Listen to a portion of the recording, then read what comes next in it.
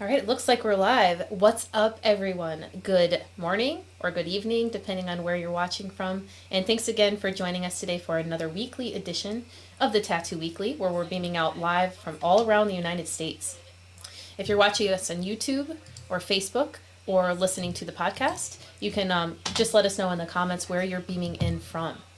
Other than that, I am hearing an echo, so I'm going to fix that real quick. Awesome, but no echo panic. No echo panic. Yeah, definitely no echo panic. How you doing, Gabe? Awesome, fantastic, great Monday morning. How are you? Doing pretty well. It's been a fun week since we chatted last. Yeah, definitely. It's things are moving along. Convention season is definitely creeping in. It's crazy where the time is all going.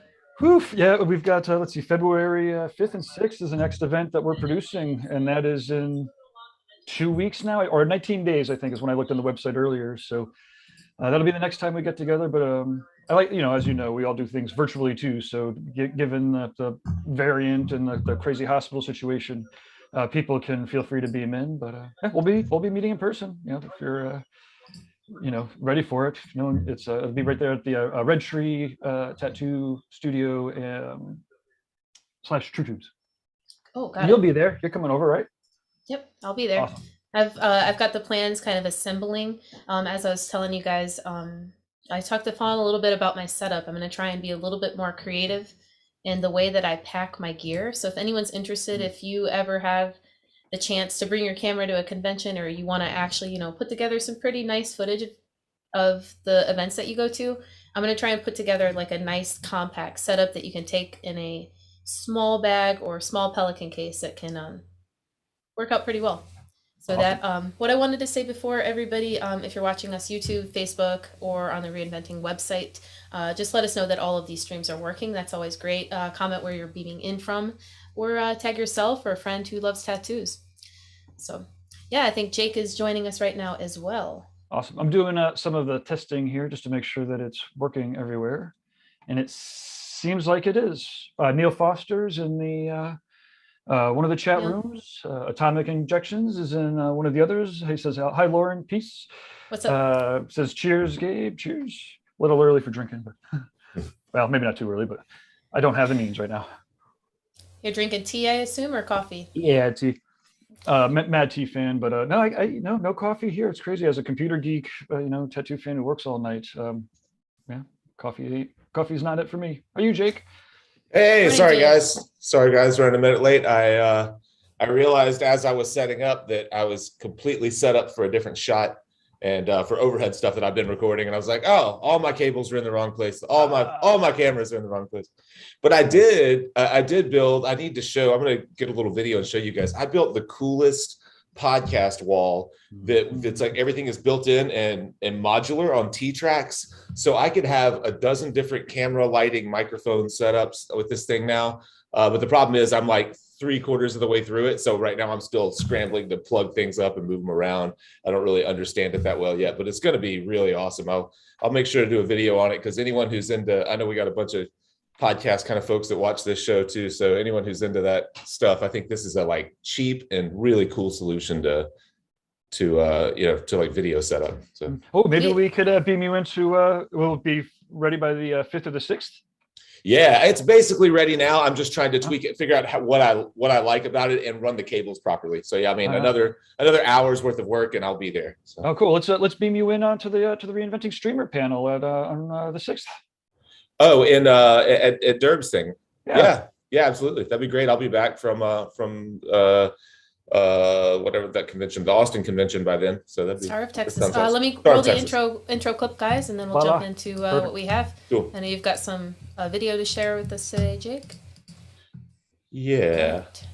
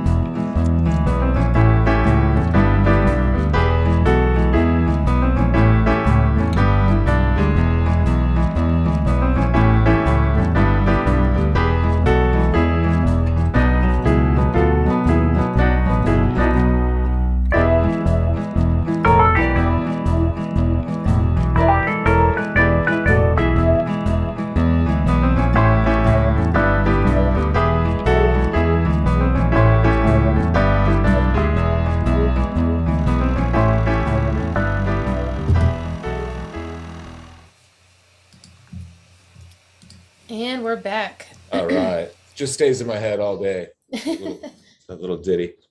Little ditty. That's funny. Yeah, definitely.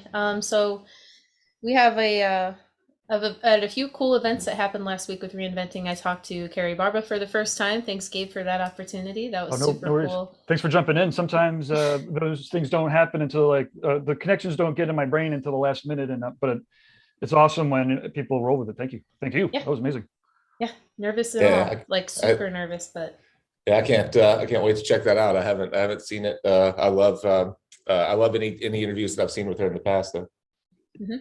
she made a good point. I know that we can share some of the video later, but she made a good point when she's like, usually when you're creating history, or imagine her mindset years and years ago, she wasn't thinking about creating history. She was just doing what she loved, and now it's like really, really special to her that is influential to other people and other artists today. So she's so special, so wonderful, and has so much knowledge, and just a vast amount of cool experiences that I bet all of us wish we could have been there for.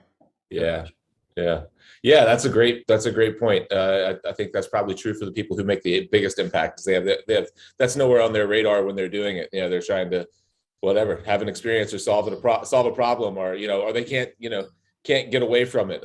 I watched a different topic, but I watched the craziest show when I was tattooing the other day called The Alpinist. I don't know if you guys have seen it on Netflix, but it's this young kid who was doing the most epic kind of climbs, free solo. You may have seen the movie Free Solo a couple of years ago, that this guy like climbed El Capitan. He climbed the face of this big mountain in Yosemite with no rope, just completely on his own. It was crazy. Well, this kid has been climbing stuff 3, 4, 5 times the size with like snow, ice, rock, all mixed together. Never brought a camera crew, never told anyone he was doing it. He would just go out and do it. And when they interview him, you could tell he was just like, a camera crew wants to be there with him. They want to document the history that he's making, and he just has no interest in that. It like takes everything out of he thinks the whole point of doing taking on these huge challenges is to be there by himself and have the experience alone. And even if the camera crew couldn't help him, just the fact that someone else is there completely changed what the experience was for him.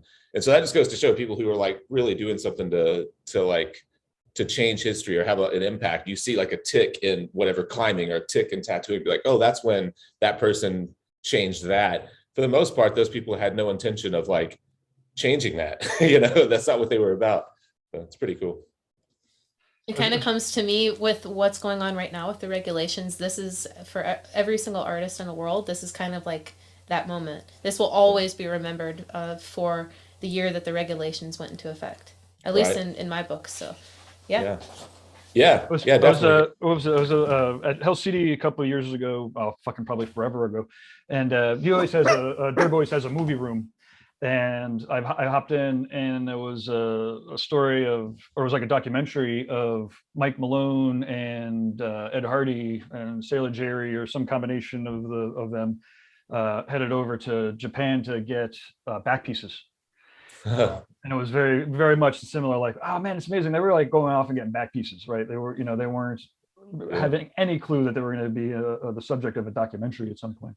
But, it's funny. And I mean, obviously we both kind of at times are interviewing people who are making history.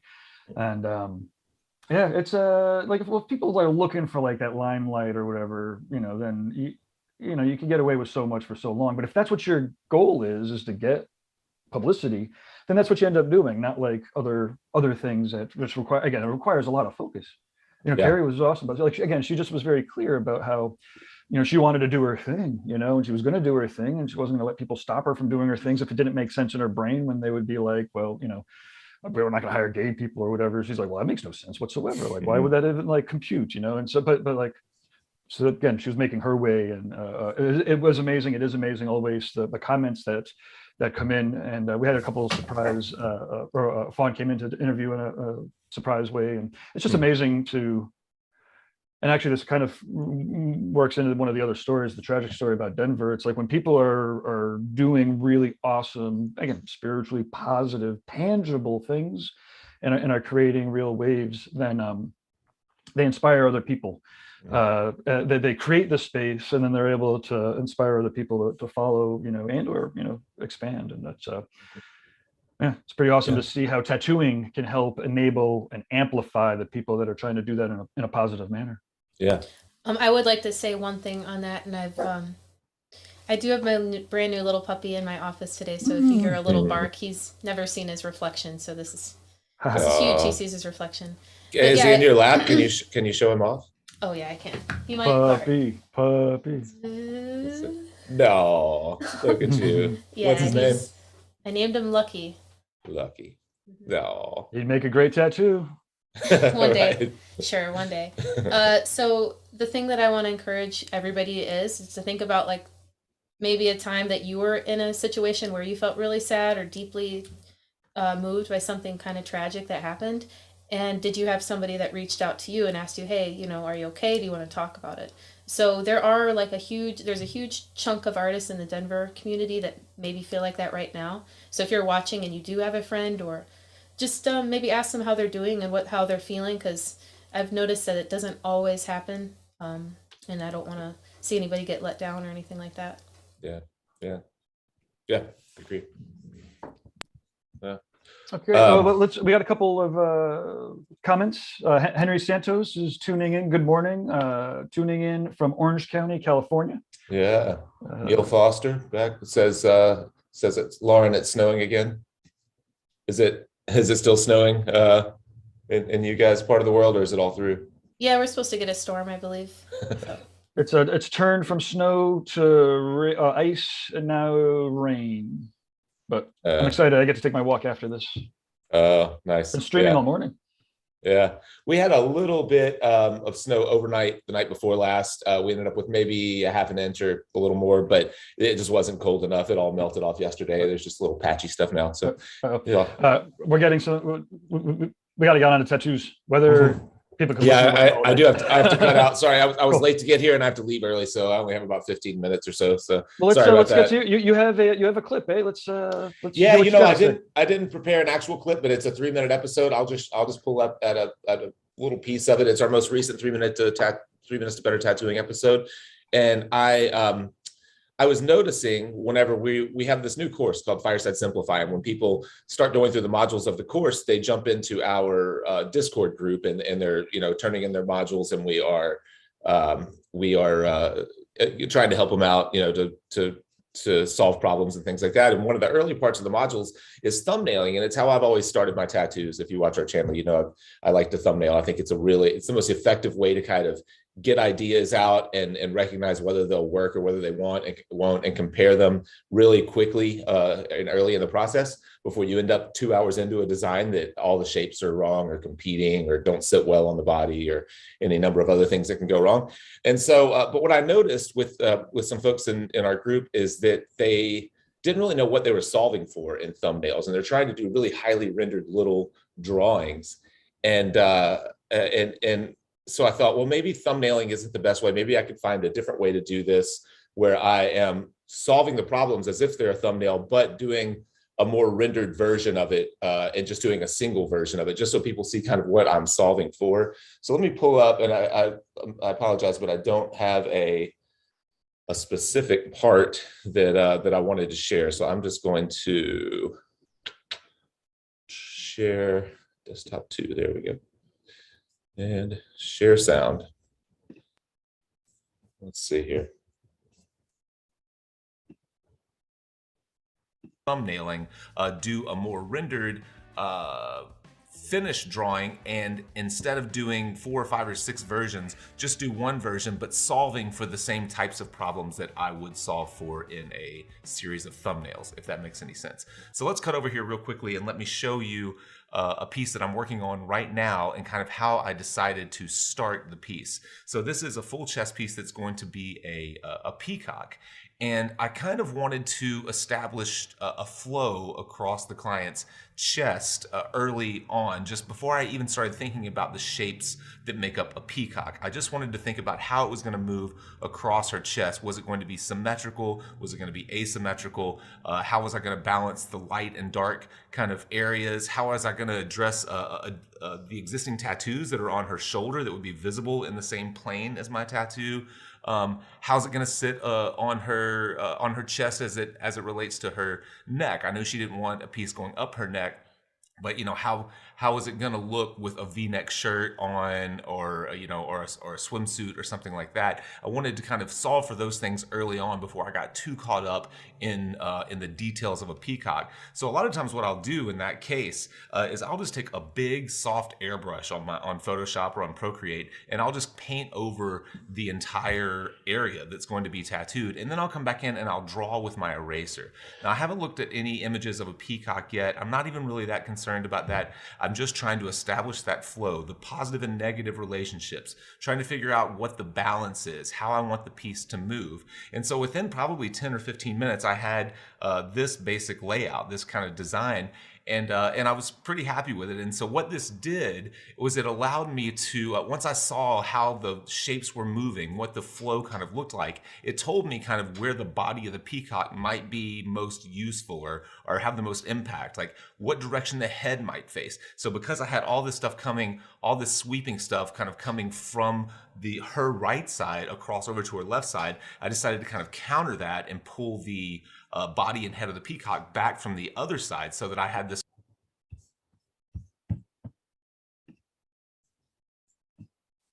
All right, so that's all I'm going to share of it right now. I go through and I show the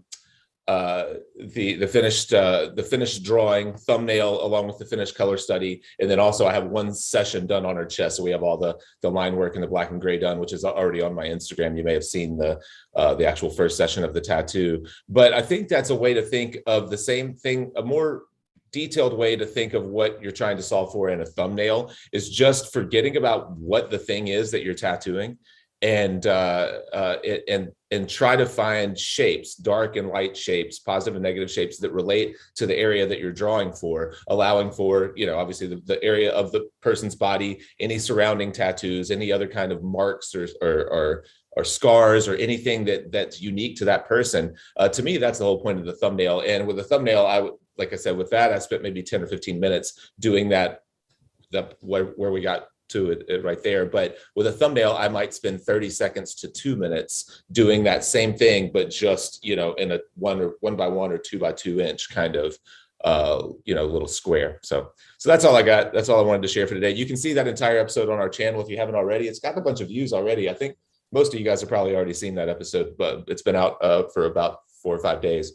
But and if you want to, I mentioned in that we've got little thumbnail templates on our website. They're like $7, and it has all the male and female body parts. So if you're not drawing to a specific person, if you're drawing for flash or something like that, I still think it's a good idea to decide where the flash is going to go.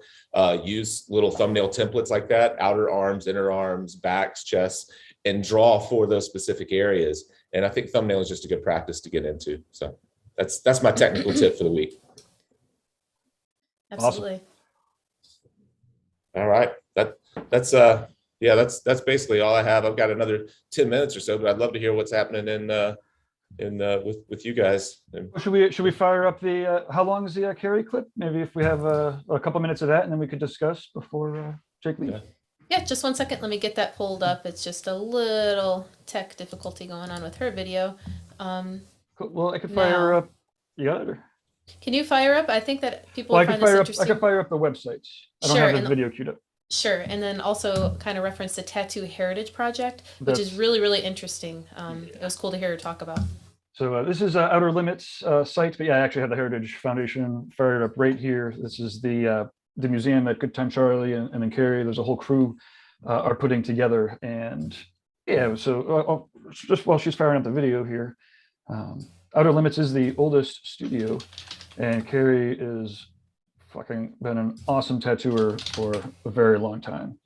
And clearly elements of realism, but it's not, there's illustration style. I mean, yeah, it's a great, unique, realistic vision, or illustrator realistic. I don't know, whatever. It's just awesome. Yeah.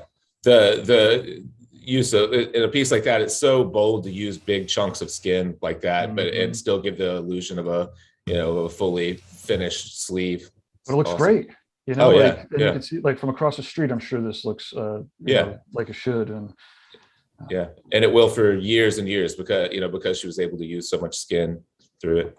Yeah, it she really is knows what she's amazing. doing. She does, and being able to have people like her, like she just keeps getting better, right? Like you can Mhm. tell so many artists and just people in general, they get tired when, as they get older or more experienced. But some people just get fucking better. She told Yeah. Fawn that she still feels it like for every single tattoo. She just loves it, and that's so incredible. Look at those feathers. Video fired up or Yep, it's awesome. Okay. Well, I'm glad we got to hit the Yeah. bird portfolio.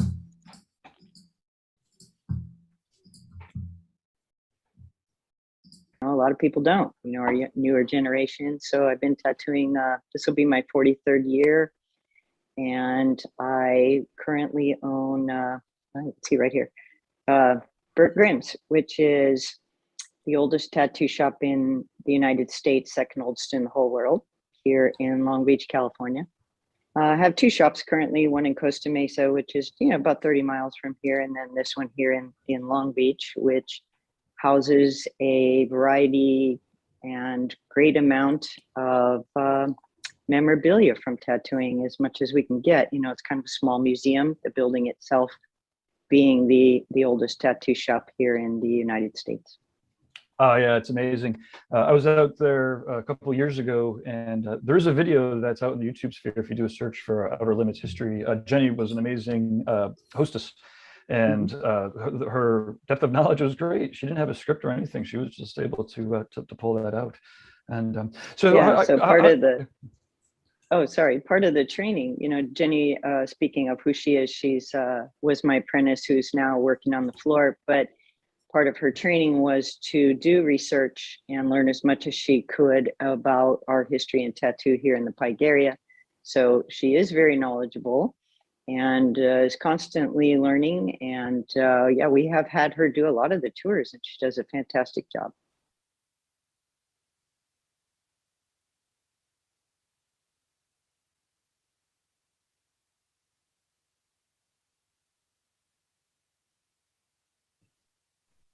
Do we lose it?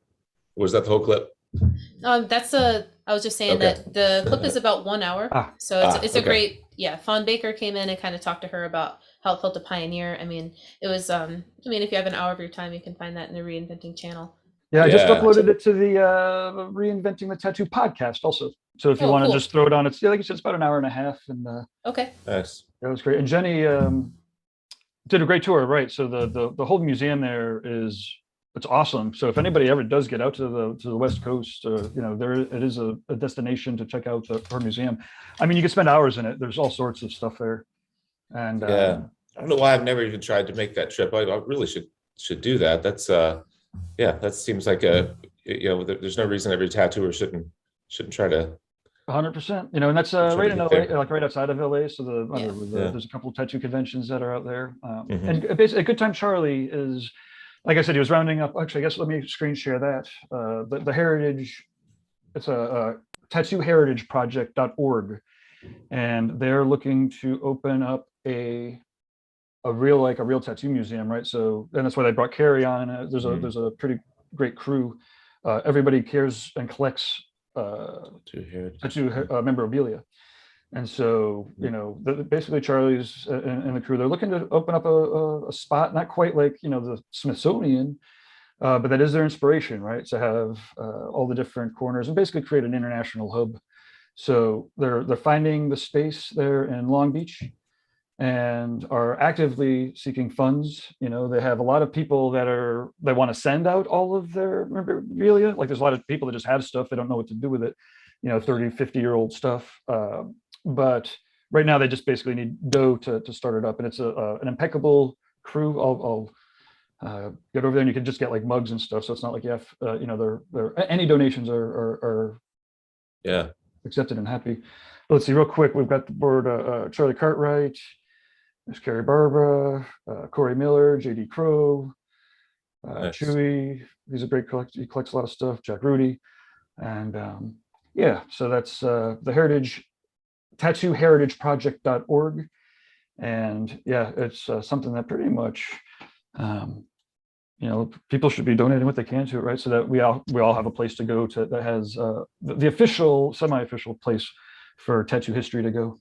Yeah, yeah, super cool. I'll look more into that. That Jack Rudy, that was my first. Jack Rudy was my first seminar that I ever took in my life, was from Jack Rudy. Yeah, Awesome. Some convention in Texas. I can't remember when, but it was like when I'd never heard of seminars. That was the first that I'd really seen a seminar at a tattoo convention, and it was $100, and I was for an hour, and I was like, man, that's a lot of money for an hour. I don't know that I'm going to make $100 at this whole show. Oh no, but I did it. Yeah. I'm glad. Yeah. I mean, to be able to experience, what Jack Rudy's, his spirit, right, for an hour, and again, especially, the older we all get, like the less those experiences, present themselves. I mean, I guess they do keep presenting themselves, but I guess the less we want to make sure that they don't, they don't miss them. Yeah. One thing that stood out to me that I used for so long, and probably still do subconsciously, that came from that seminar was he asked if he gave us a sheet of paper and a number 2 pencil, if we could draw a black and gray apple, if we could just draw an apple, or would we need like a black pencil and a medium gray pencil and a light pencil to draw an apple? And of course, everyone's like, no, you can just do it by varying the pressure. And he was like, well, then you don't need as many gray inks as you think you do. You can do it by varying the pressure. And I was like, I had never considered that at all, And of course, that takes a little bit of a touch. That's something that you have to learn kind of over time. But just implanting the idea in my head, I started staying with my black inks way longer, in the early parts of the tattoo process. After I lined and I was doing my black shading or my gray shading, I would stick with black a lot longer and try to vary my hand pressure to change the consistency or the. Yeah. Oh, okay. So it's the hand. You know what I mean? So yeah. So it's not the depth. You're keeping it all at the same depth. You're just not hitting it as much. Yeah. So maybe I'm feathering up and out a little bit, so I'm lighter in the skin, and then where I want it heavier, I'm a little darker in the skin and move it and making a more deliberate motion. But rather than than mixing 4 different grays and blending it all the way out, he was saying you can get a lot further with black than you think you can, which is funny because a lot of his tattoos were pretty light. They were light gray washes, but for him to give that piece of advice, I thought was interesting because his tattoos were so light. And so, it kind of changed the way that I thought about, my hand being such a big part of the mark, and not just the consistency of the ink that I was using or how much black to water I was using or whatever. So, yeah. Awesome. Well, that's awesome. I'm going to look more into that Tattoo Heritage Project. Man, I hate to just control the conversation and run out, but I've got to go. All good. Well, thank you very much for joining us as always. And, thanks. I'll see you guys. Do you have anything else coming up this week? I've got if this week. No, I don't have a video for this week. I'm working on a live stream. Not that I know of. I don't think I have anything new this week. This will be the only thing on the Fireside channel this week. Next week we have a couple of things coming up. I do, not this coming weekend, but next weekend I will be at that Star of Texas show, and I've done such a poor job promoting it. I'm completely open to tattoo. I've got a handful of pre-made designs that I've put together that I'd like to tattoo. So I'll be sharing those on my own Instagram and maybe on Fireside's Instagram to see if I can drum up some tattoos there. I don't tattoo that well in Austin. I don't do traditional enough work. When people look at my portfolio and they're like, I don't know about that. So yeah, I'd love to tattoo somebody while I'm there. If not, I'll just wander around from booth to booth and shake hands, kiss babies. Yep. So. I know that. I remember the artist we brought to Texas, his client flew in because he's like, I want to go to Texas right now. So you never know, that could happen too. Yeah, I should reach out to my own clientele and see if anyone wants to do a last minute trip and work on an existing project. So, but you should be hitting up your CRM. I should. I need a CRM. Speaking of which, I'll get with you on that. I made my flow chart of my. Awesome. Yeah. So I want to share that with you. Oh, dude! Every time I get a ping on my phone now, as people are kind of going through, it's pretty awesome. It's like a video game. Sweet. All right, guys. Have a good week. I'll talk to you soon. Cheers. Have fun. Yeah, bye. All right, Gabe. Do you have anything lined up right now to share with us? I do. Well, I've got a couple of things. I want to maybe we could end with Denver because it'll be hard to follow. But I do have a Bob Tyrell Guy Aitchison interview fired up here, and this was one from like a year ago, just before, or maybe it was even a year and a half, 2 years ago. And I believe that they're chatting about, just longevity in tattoos and the difference in black and gray and color. but yeah, I just wanted to fire up a great Bob Tyrrell clip. He will be doing a seminar on February 5th, both online and at Red Tree Tattoo. It's he'll be tattooing a skull from start to last call. So in any event, this is the video, and we'll run about 4 to 6 minutes of this. Cheers. Okay, and play. I mean, yeah, I think my work's, I've gotten a little bit darker over the years. I don't know if that's, I mean, I look at the portraits, it was kind of, haven't got darker. Maybe it's my intense ink that I'm using. My signature set feels really rich and nice. And I mean, I used Pelican for my first 15 years tattooing and stuff. Yeah. But I see some older stuff that's like 20 years old. I run into somebody and it's like it's really light, you know. But then I see someone just as old and it still looks really good for a 20-year-old tattoo. So I think it's the same frustration that color artists have, believe me. You know, it's like, there's no universal rule by which it all ages. Like, you know, the same pigments, you know, put in the same year on two different people that, you know, they might even get about the same amount of sun, but it's just so different how it settles. And it's I just wish there's there was a way of having more control over it, but that's part of what makes tattooing the living art form that it is. Yeah. You think it's just skin types? So people hold it better, or? Yeah, I mean, it could have to do with, like, some people are more olive and some people are more pink and some people are a little more orange, and so like an olive person, greens don't look that good on or don't look that bright because they're already slightly green, but oranges and reds sometimes stand out nicely if they're not too dark, right? And then somebody who's more in the pink end of the range, oranges might just look flat, where greens will pop out a lot more. So, but, you know, I wouldn't necessarily apply that as a rule either. You know, I think that it would be possible. And I know this guy, Killian Moon, who is working on this, having like a color picker almost, where you are able to take the person's skin tone and then you use a transparency filter to see how the different colors, because, you know, all different tattoo pigments are ultimately translucent, and some of the person's natural skin tone is coming through. So you would see how that color might look, settle on that skin tone, right? And you can see some of them look great, and some of them might look dull. You know, like on some skin tones, blue turns gray. You know, so that's always a hard one. You know, aging is always a hard one for tattoos. I guess that's one of the reasons why people are attracted to black and gray. Yeah, it's easy. Yeah, I wouldn't say that, but the aging is a little bit less unpredictable. That's true. Yeah. Sorry, man. I'm pouring some coffee. Yeah, I would if I had any. I just drank the last thick tarry dregs of mine. What do you do? But yeah, man. So I would love to be able to talk about all this stuff, and then by the end of our conversation, have a few really concrete goals to give people with our exercise, right? And say, okay, here. Oh, okay. Oh man, those two, a lot of knowledge. I love hearing from them. Oh yeah, so much fun. And there's that interview's out there. I don't know, maybe you need to get Bob's webinar, but yeah, they'll be together on one of the discussion panels, I think on the 5th, February 5th.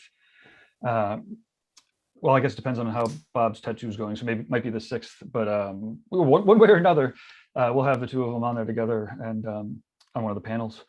It's great. And Bob's just like the full experience is just awesome, right? He's got a really good heart and attention, and yeah, it's pretty fun. So definitely looking forward to catching up with him again. It's been a while. It's been a while. I've seen a lot of people.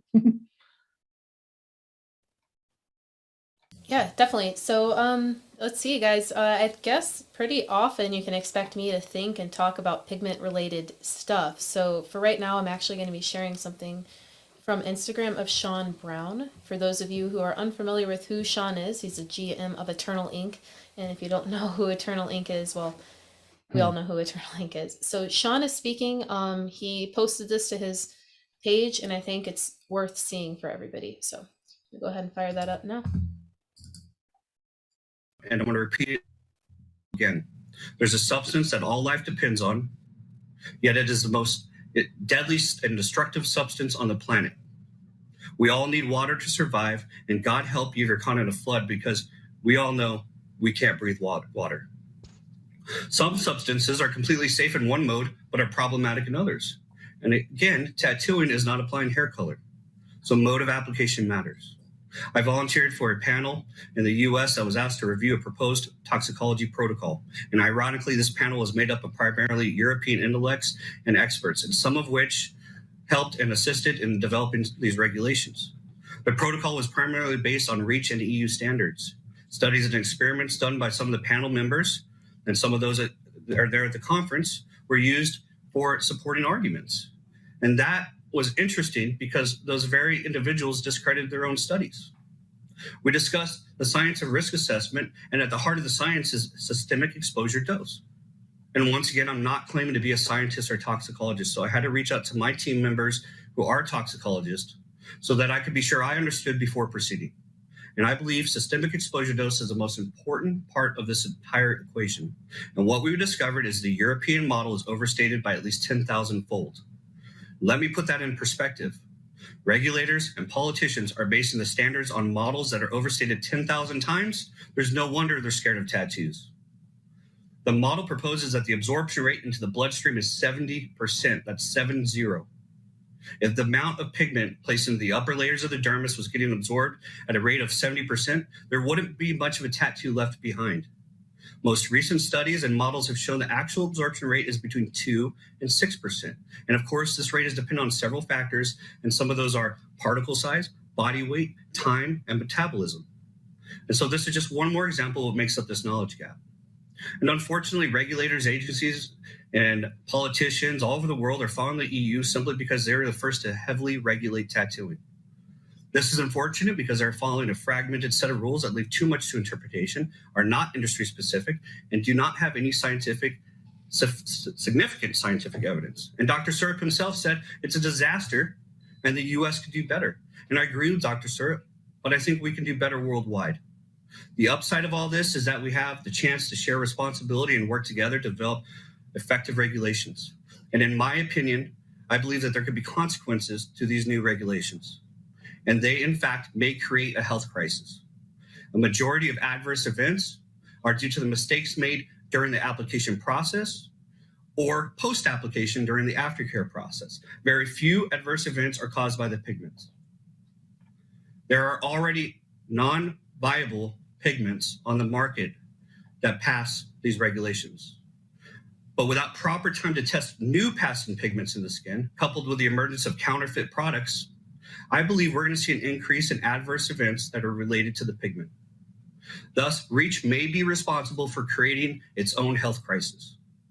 Tattooing is not going anywhere, so tattoo artists are either going to continue to use pigments they trust, pigments that have proven to produce quality tattoos that heal well, or they will be forced to make homemade pigments, buy counterfeits, or use pigments that simply won't work. And let's remember, regulation of tattooing, when it goes underground, will not be successful. We all have responsibility in this, and manufacturers and suppliers, it's our responsibilities to produce the safest, cleanest, and most viable pigments that work in tattoos. It's also our responsibility to put the daily competition aside and speak with a unified voice while educating regulators and tattoo artists so they may effectively fulfill their responsibilities. And tattoo artists, it's our responsibility to get both regulators and industry businesses to hear our needs and understand what, why, and how we do things. It's our responsibility to properly inform our clients of any inherent risk, whether that risk be from the application process, the healing process, or the pigments and equipment we use. And finally, it's our responsibility to apply the tattoo using knowledge, skill, and experience to minimize the possibility of adverse events. Dr. Katz and the FDA, the EU Commission, ECHA, REACH, regulatory authorities around the world, you have the responsibility to keep us all safe by developing and implementing reasonable and justified regulations. Regulations that aren't merely based on assumptions, speculations, ideologies, or politics, or other modes of application. These regulations should be based on industry-specific standards and science, and they should be easy to understand, therefore easy to comply with.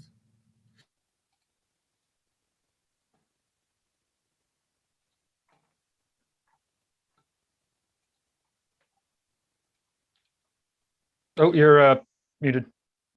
All right. So for those of you who watched that was really great information. Sean Brown is down in Texas, but does a fantastic job with it as a GM. So Eternal Inc. is being extremely proactive. Their new facility, everything is absolutely phenomenal. So I do applaud all of his efforts, and his team is very extensive. But he makes some really good points. If you guys are watching, let me know what you thought of that video. I mean, there are so many different opinions, but some of what he's saying, in my opinion, when the results are amplified by 10,000 times, that just seems completely unreasonable. Yeah, it's tough to, politics and science these days. I guess they've always not been at odds, but it's always been a weird. There's different motives for each, and yeah, I don't know. Like trying to figure out how to get a government to regulate anything otherwise is crazy. On the other hand, letting corporations do everything without regulation is crazy. I mean, I guess to this point, the proof really is in the testing, and I guess we are going to find out one way or another. Seems like it's a mess over there, though. Yeah, that makes perfect sense, though.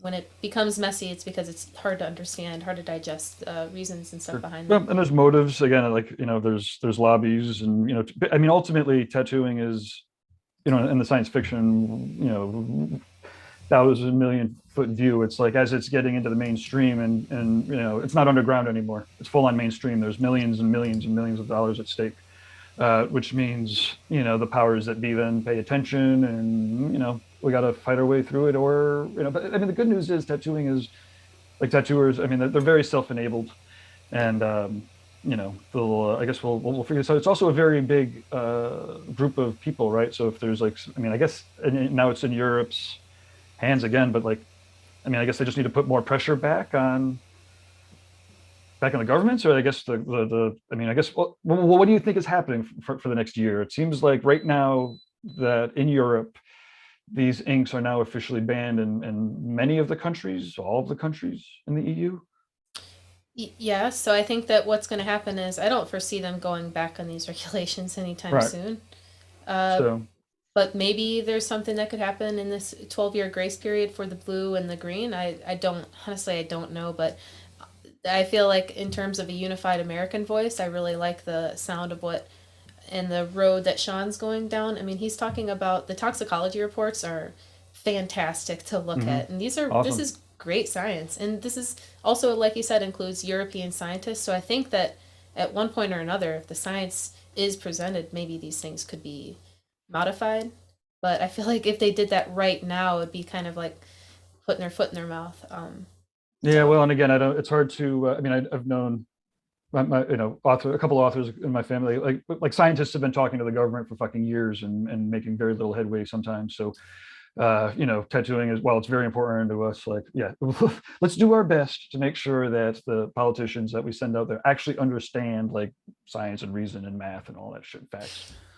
Absolutely. So I'll also share my screen with you guys so you can kind of see in a nutshell maybe what the brand of ink or the company that you work with is doing. It's just also a good reason to, like, actually pay attention to your politics, because it actually can affect you. Yep. And for Americans watching, that wouldn't be too hard to do, because a lot of this stuff is just simple, going to a website and looking at the legislature that's available. It might be really long, but if you read through it a little bit, it gives you a really good, well-rounded understanding. So this is different here. Specifically, everybody can see that it says artistic colors. So Solid Ink, they're announcing available soon in the EU and Brazil. Their artistic colors. Doesn't say tattoo ink.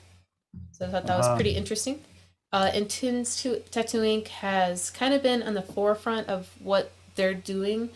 So they have their line called Gen Z. And it's now available. Controversial, if you guys, just a little bit controversial, but really, I think all of this really is. And then other companies, you know, Radiant hasn't announced anything. We haven't announced anything at Raw specifically. Obviously, Eternal is announcing what they're announcing. So yeah, definitely stuff to pay attention as we forecast what's going to happen here in the States over the next 5 to 10 years. Oh boy. Oh. Yep. Cool. What do we got for time here? Oh, okay. So it's 11:47. It's, I do have, let's see, Francisco Tim Kang says, morning to all. Dan Wilson says, super informative. Thank you for sharing that. And let's see, Atomic Injection says, he's spot on in my opinion. Atomic also says, and they're great. Thank you, Jake. Oh, that was probably for the body templates, I think Jake was talking about. Oh, sure. Definitely. Cool. Yeah, I was going to share one other video too that we were going to Awesome. support through. We've talked about this so many times about the network and the tight closeness of the industry. And then a buddy of ours that owns Good Guy Supply is doing a machine auction. It might have ended already, but if not, I'll show you kind of what's going on. His good friend and tattooer, Ryan, his daughter is going to be undergoing heart surgery. So Lucas thought it would be cool to put a couple machines up for a live auction. So he's a fantastic tattooer in Canada. To help cover expenses, go to Mr. Lucas Ford to see that those badass machines, like they're really cool. I've got some pictures posted. Definitely worth supporting. Yeah, it's great. Lucas is yeah, he's awesome. He's been doing stuff up there for a long time. Yeah. Well, I guess speaking of benefits, sure. Actually, you know what? Let me close it. Let me first run. I'm gonna what's this? Gray Code is a tattooer who I've got fired up here, so we could do a portfolio show off before we close off the show here. Let me screen share. And so this is, oh, you know what I'm going to do? I'm going to put it full screen. So it is still illegal for tattooers to tattoo in Korea. And actually, one of the news items that I had come through my feed, there was a tattooer who recently got fined. So he was tattooing, like, you know, some celebrities, and because it's very visible to tattoo celebrities, clearly, he got fined. But anyway, some of the this winter, Dancing with the Stars is headed back on tour. Sorry, everybody, my computer's featuring your favorite pros. Sound at me. I don't know if you could hear it or not. Oh yeah. Oh yeah. Okay. That's firing up. The next clip is from from the TV. Anyways, okay. So Gray Code, sick tattooer here, right? And you know, some pretty cool effects. I'm already hearing some tattooers talk about longevity, of course, and like mostly it's a matter of, you know, proper contrast, and but some of these tattoos are pretty cool. And often when I'm looking at these, I'm like, oh my God, could they do that? And then I'm looking at this pale white skin, and you know, it's pretty cool. I guess this slideshow is going pretty fast, but we're near the end of this, so I can maybe extend the edit out. But Gray Code is the artist, and he's over in South Korea now, travels the world, hoping to get into the States to do some tattoos here. And there it is. We got a featured interview coming up with him. We're getting it interpreted. Yeah, just got to get interpreted from Korean. It's kind of hard. It's amazing. If anybody actually watching speaks Korean and English, that would be awesome, because we are looking for somebody to interpret a whole bunch of Korean interviews. But okay, so let me fire up this. I actually might. I spoke to, there's this really cool tattooer. I'll show you real quick while you're firing it up. I spoke to her recently, and the same thing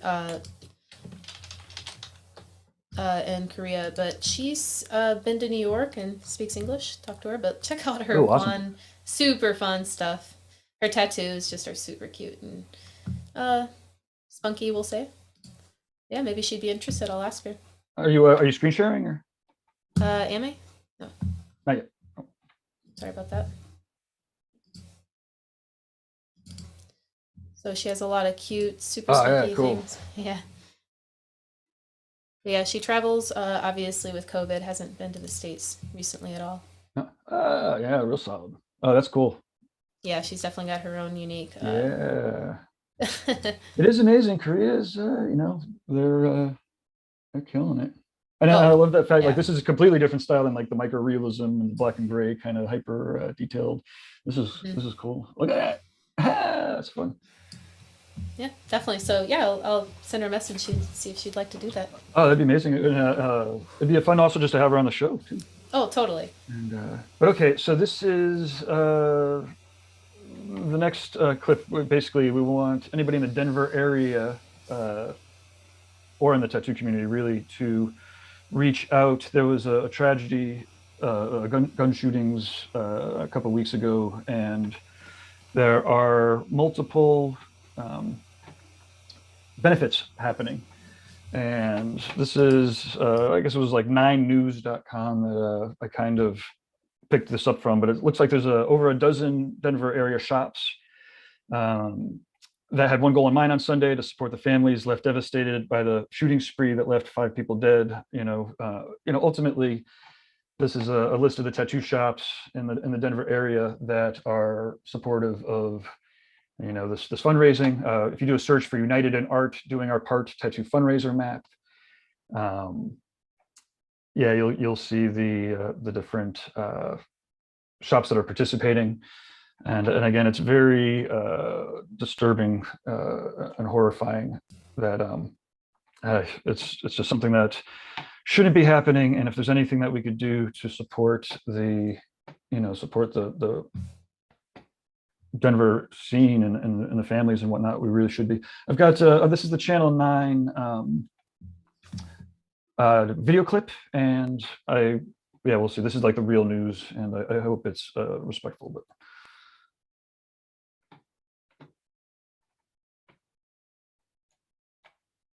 people that sit in Marty Sandoval's. This is the perfect tattoo to start the day out with. This is awesome. People that sit in Marty Sandoval's chair soak up more than just ink. But there's so much evil in this world. It's nice to have the good. The artist and father isn't afraid to get vulnerable. What tragedy hits, it's pretty scary knowing it can happen anywhere. And those that visit with him today. For me, it's a way to kind of deal with what happened. Aren't afraid either. Yeah, and like I said, it's just support for the community. Today, Chad Howard gets ink for the industry. 5 victims were killed in a mass shooting last month. 3 of the businesses that were targeted were tattoo shops. I've gotten tattooed at Soul Tribe. I mean, I got both of these arm pieces there. And so it was scary to think that I've been in one of those chairs sitting for hours in a session and something like that could have happened. Talented artists may have been taken away that day, but through other hands, their work will live on. So we have about 12 different tattoo shops all across Colorado, from Delta to Parker to Thornton right here. We are all tattooing different designs. Some of them were created by Danny Schofield. Some were created by Sarah Steck, the hotel clerk, and all of the proceeds are being donated to the families through the Colorado Healing Fund to help out all of the victims that were affected that day. All right, here we go. For some, it gives them the opportunity to give back. It's kind of a surreal moment. For Robert Ring, it's a second chance to connect with Danny Schofield. He was my cousin. Well, he was supposed to do my next piece. Kind of a emotional experience, I guess you could say. An experience he knows won't bring his cousin back. But he and Sandoval hope opening a new wound helps heal another. Yeah. Jaleesa Arizari, 9 News. so Yeah, that's it's really great that those shops are coming together like that and showing some solidarity. And it is part of the healing process. It's good to talk about. I like that she used the word vulnerable in describing how it felt to speak about things like that. But gosh, like what that client said, it really affects clients, artists, and the whole entire community. It's terrible. There's a lot of GoFundMe's or a couple GoFundMe's. So definitely I'm going to encourage everybody to do a search for, Denver, area shooting, benefits or, a couple searches and you'll dig up a fair amount of stuff. And again, I think ultimately, there was so many people that were touched so positively by these artists that, the only hope might be is that upon this reflection of this, that inspiration just gets amplified, and there's a couple of those artists that really had a really strong positive impact on a lot of people. So, and again, I have to believe that there'll be lots of younger tattooers who are picking up the mantle to carry on what they were about. Okay, so on that note, I guess we're closing out. Do we have any more last comments or hello from Lebanon? Sweet. My sister loved to travel to Lebanon. A good friend lives there. So hello. Do you want to touch on what we have planned for next week? A little teaser action? Oh shit! Yeah, we've got Hunter Spanks. Ooh, I'm so excited. Yeah, absolutely. He's a full-on traditional guy, Hunter Spanks, and he's from the Baltimore area, from the Baltimore Tattoo Museum. And let me fire up his shit. I probably should have prepared just a little bit more. Instagram, here we go. I'm here already. Let's see if this is the right one I'm sharing. And if it's not the right one, we're all searching. Yeah, HR Spanks. Okay. And it's fun because we touch on a bunch of different styles, but it's always great when we hit up, like I said, this is straight up traditional, so this is cool. And he'll be hopping on here, next week. Let's see here. Yeah, okay, so these are all his traditional tattoos. He does a watercolor seminar, which is pretty cool. He's done it a couple times at Paradise.